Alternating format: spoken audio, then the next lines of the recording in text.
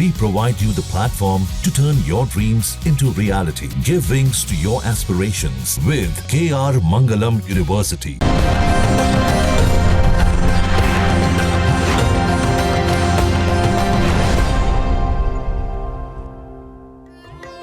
कर्पूर गौरम करुणावतारम संसार सारम भुजगेंद्रहारम सदा बसंतम हृदयारविंदे भवम भवानी सहितम नमामि। नमस्कार, मैं हूं ज्योतिषाचार्य डॉक्टर अरविंद त्रिपाठी। आप देख रहे हैं लक गुरु कार्यक्रम। लक गुरु कार्यक्रम में आपका बहुत बहुत स्वागत। लक यानी भाग्य। भाग्य सर्वदा हमारे जीवन को प्रभावित करता है, कभी अनुकूल रूप में तो कभी प्रतिकूल रूप में तो कभी चुनौतियों के रूप में। जब भाग्य आपका साथ देता है आप कठिनाइयों में भी रास्ता निकाल लेते हैं। तो आखिर कैसे खुलेगा सौभाग्य का द्वार, कैसे जीवन में सुख समृद्धि और खुशियों के नित नए फूल खिलें, इस विशेष कार्यक्रम में मैं आपको ज्योतिष और वास्तुशास्त्र के दृष्टिकोण से मार्गदर्शन करूंगा।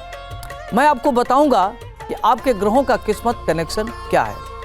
रोजगार हो, व्यापार, परिवार, संबंध, स्वास्थ्य, यानी आपके जीवन के हर पहलू पर आपको क्या करना चाहिए, हर मोड़ पर क्या करना चाहिए, सारी बातें बताऊंगा। और क्या नहीं करना चाहिए, किन मंत्रों का जप करें, कौन सी पूजा करें, भाग्य लक्ष्मी को कैसे प्रसन्न करें और आपको क्या उपाय करना चाहिए, सारी बातें आपको विधिवत बताऊंगा। आज हम बात करेंगे कि वृष राशि का सूर्य का 12 घरों में क्या प्रभाव पड़ेगा, इसके बारे में हम आपको विस्तार से बताएंगे। सूर्य को कहते हैं कि प्रकृति का आत्मा है। प्रकृति इससे पूरा संचालित होती है और प्रकृति में जो होने वाली घटनाएं हैं सब सूर्य से प्रभावित होता है। सूर्य को पिता का कारक मानते हैं। सूर्य कहते हैं कि सिंह राशि का स्वामी सूर्य होता है। मेष राशि में उच्च का होता है, नीच राशि में तुला राशि के होते हैं। सूर्य एकता का, नेतृत्व का, शासन प्रशासन का, राजतंत्र का, राजसत्ता का कारक होता है। और अगर कुंडली में सूर्य अच्छा है तो व्यक्ति महान उन्नत करने वाला होता है। आइए हम शुरुआत करते हैं। वृष राशि में सूर्य अगर लग्न में हो तो उसका क्या प्रभाव पड़ेगा। वृष राशि का स्वामी होता है शुक्र। शुक्र के घर में अगर सूर्य हो तो व्यक्ति का व्यक्तित्व बहुत ही सुंदर होता है, आकर्षक होता है, प्रभावशाली होता है। व्यक्ति का जो व्यक्तित्व होता है बड़ा चुंबकीय होता है, वाक्पटु होता है, निर्णय लेने में दक्ष होता है और व्यक्ति बहुत विजनरी होता है, दूर तक सोचने वाला होता है, दूरदर्शी होता है और अपनी योजनाओं को कैसे क्रियान्वित किया जाए उसको आता है।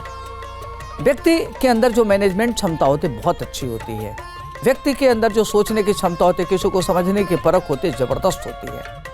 और लग्न में सूर्य का मतलब ये हुआ कि व्यक्ति सामाजिक, राजनैतिक, आर्थिक दृष्टिकोण से बहुत मजबूत होता है।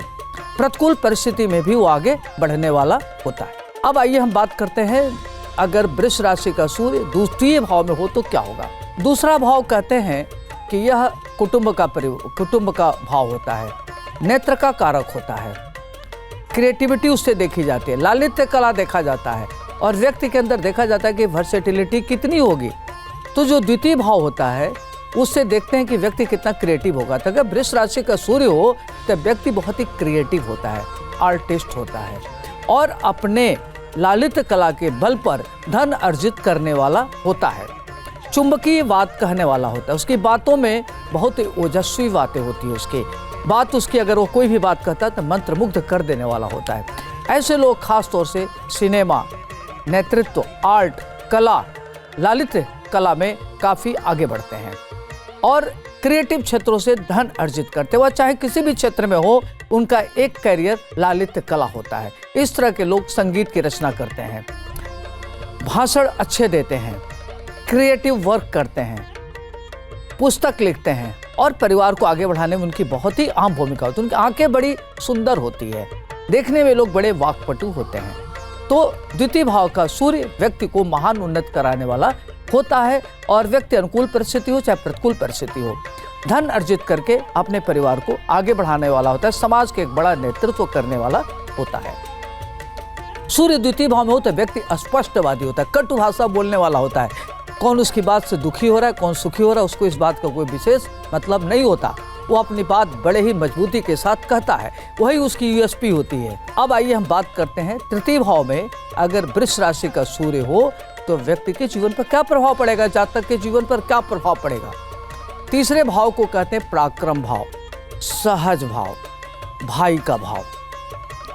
तो तृतीय भाव में अगर सूर्य हो वृष राशि का, तो व्यक्ति परिवार को आगे बढ़ाने में अहम भूमिका निभाने वाला होता है, भाइयों में श्रेष्ठ होता है, बहुत ही मेहनती होता है, दूरदर्शी होता है, नेतृत्व करने की उसके अंदर अद्भुत क्षमता होती है, संघर्ष करके व्यक्ति आगे बढ़ता है और जो भी उसको जिम्मेदारी मिलती है ठीक से निर्वाह करता है, परिश्रम से घबराने वाला नहीं होता है।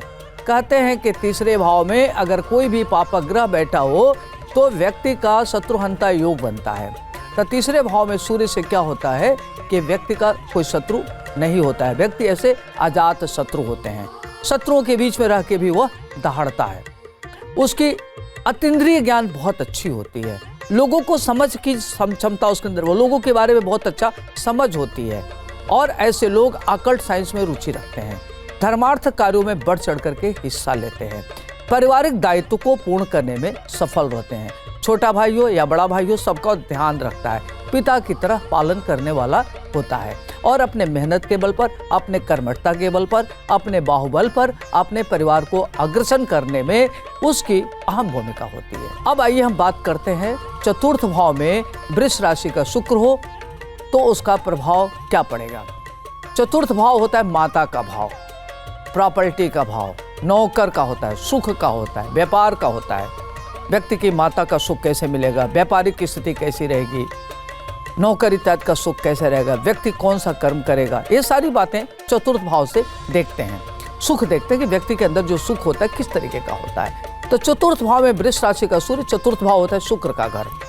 तो शुक्र अगर चतुर्थ भाव में हो तो वह काल पुरुष की कुंडली में शुक्र का प्रभाव बहुत जबरदस्त होता है। ऐसे लोग खास तौर से मेटेलिस्टिक होते हैं, सुख के संसाधनों में लीन रहते हैं, उनको माता का सुख मिलता है। ऐसे जातक मातृ भक्त होते हैं, माता की बात को सुनने वाले होते हैं और इस तरह के लोग महान उन्नत करने वाले होते हैं।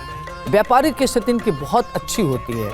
अगर एक कॉस्मेटिक, कला, प्रॉपर्टी, रियल इस्टेट, प्रवचन, धार्मिक अनुष्ठान इत्यादि के कार्यों में अगर करते हैं तो उनको काफ़ी प्रगति होती है, उनकी धन की स्थिति बहुत अच्छी होती है और अनेक प्रकार के क्षेत्र से धन अर्जित करने वाले होते हैं।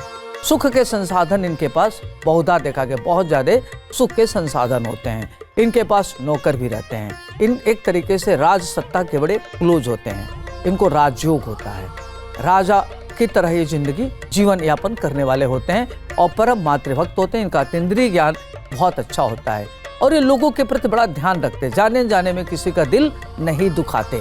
तो इनको माता का सुख, पत्नी का सुख, प्रेमिका का सुख, इनका दाम्पत्य जीवन, प्रेम जीवन इनका बड़ा ही अच्छा होता है। जहाँ भक्ति है हर शब्द में, कथाओं में छुपे हैं दिव्य रहस्य और ज्योतिष देता है जीवन को दिशा। धर्म से जुड़ी हर बातों को जानने के लिए हमारे चैनल स्तुति को सब्सक्राइब करें।